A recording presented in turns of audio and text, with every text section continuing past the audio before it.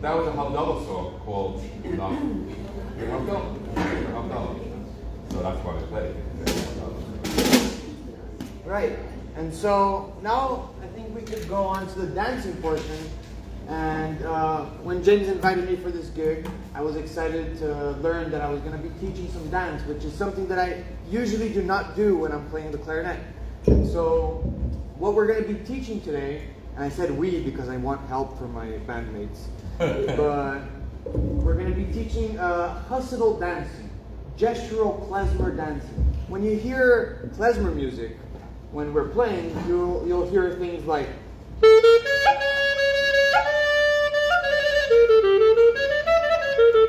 right? So you're hearing different ornaments, different melodic ideas, different phrases, and it's the same situation with Yiddish/klezmer dance. You're going to find the gestures, the ornaments within dance. So I invite people that want to learn this dance to come up here right now. Yes, putting on the spotlight.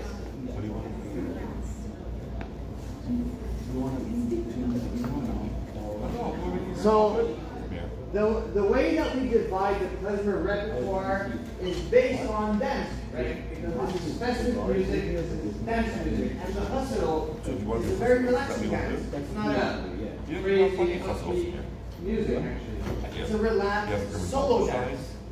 Within the setting of the traditional Ashkenazi weddings, there was a time where the most important guests would receive a song. The klezmer band would go over to them, the honored guest, yourself, you're the honored guest, and they would play an honorary tune for you. And you'd be invited to the middle of the dance floor, and you would, with great posture, as Jews have great posture, you would come to the middle of the dance floor, and you would dance a hustle. Can we get a hustle? Sure.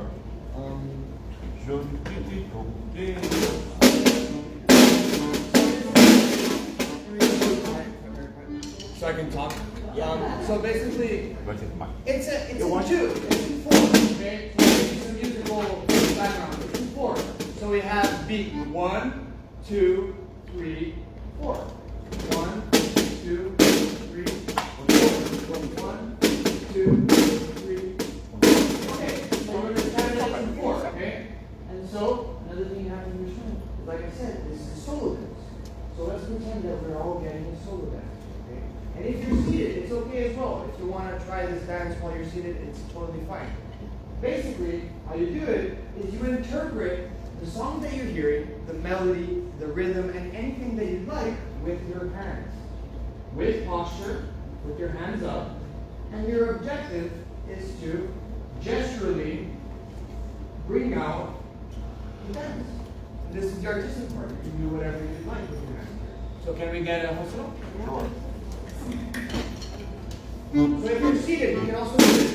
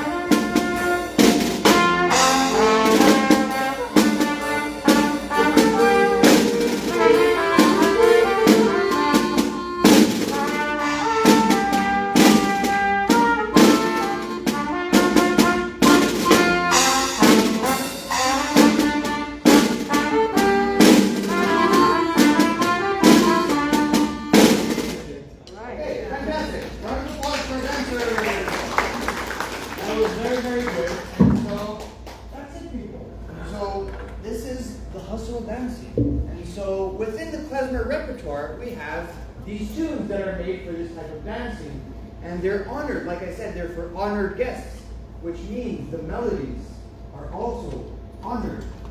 And so there's actually within the klezmer repertoire different levels of melodies, more beautiful melodies, and then more, dance-like melodies for everybody to dance. And so this is a very special type of dance. And so, yeah, I don't want to get the clarinet and show you these songs. Now that you know how to dance, I'll give you a couple of tips, okay? Remember, posture. You're Jewish. We have posture. We have pride. We're proud people. And So unlike, modern dancing where you're doing a lot of this stuff, no, we have posture. And then we have our hands, and then we proudly dance. And another piece of hint that I want to give you is that the person that taught me this does this very well, I think. But basically, your hands are supposed to technically be asymmetrical. So you see me doing a lot of stuff like this, right? You would be like, no, you need to be asymmetrical and more creative. So I'm telling you what my teacher told me. But at the end of the day, I don't want to put too much content for you. I want you to be able to express yourself within this new dance that you just learned, okay? All right. Good? Take it away. Okay. You good? I will be. This is beautiful.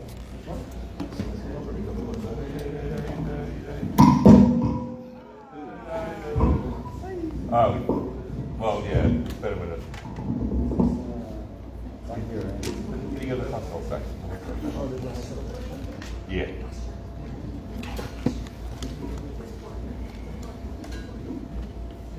I think you're. That's a great idea. That's a great idea. Okay. So we're going to start with the rhythm, okay? Is everybody ready?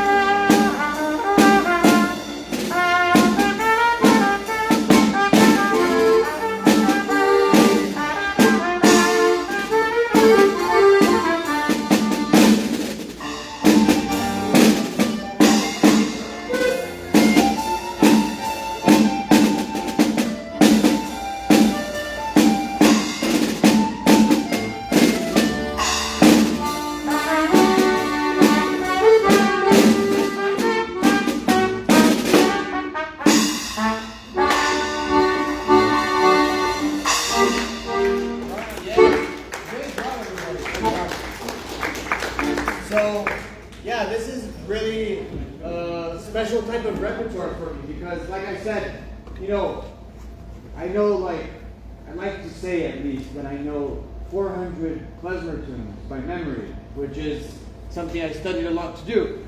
But the truth is, within that repertoire, the most beautiful tunes to me are the Husky. Yeah, you like I like the Hussils too. Okay.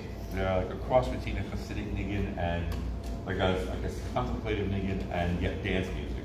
Yeah, absolutely. It's got that kind of inner energy going on. Should we? We're just talking now, don't worry about it. Yeah. Oh, that you'll laugh at.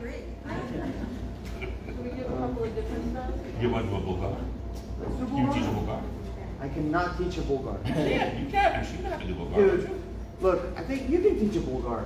I can actually. Yes. Okay. See, you can teach a Bulgar. Round of applause for Jordan. He's gonna Round of applause for Jordan. So now what we're going to be going on to is not the solo honored dance, but the collective happy dance that everybody gets to come together. So this is a circle dance. So you have to join in the circle. And I'm going to teach you a very simple version of it because that's the only one I know.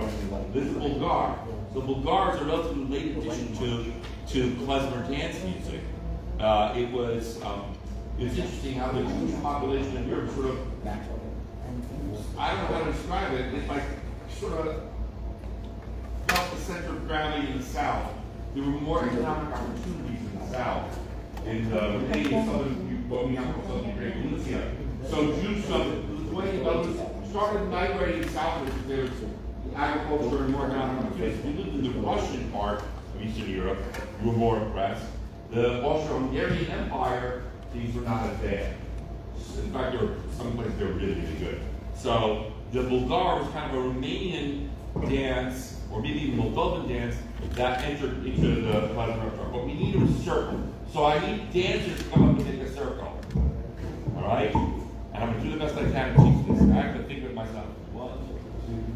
And we know that there are dancers for a fact. Now, All right, so we're going to make a circle and join hands. Don't be shy. Shyness is our enemy. We're all friends here. Dance in a circle because we're all equal from the center. Are you a person? Okay, so that's good. So,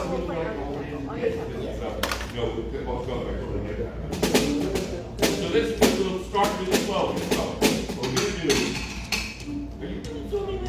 I'll come on in a moment. Okay, so this is simple. You go step, step, stop, kick, stop, kick. You don't have to cross your feet, so it can be like this. 1, 2, stop, kick, stop, kick. 1, 2, stop, kick, stop, kick. I learned this dance as what's called a Meron dance.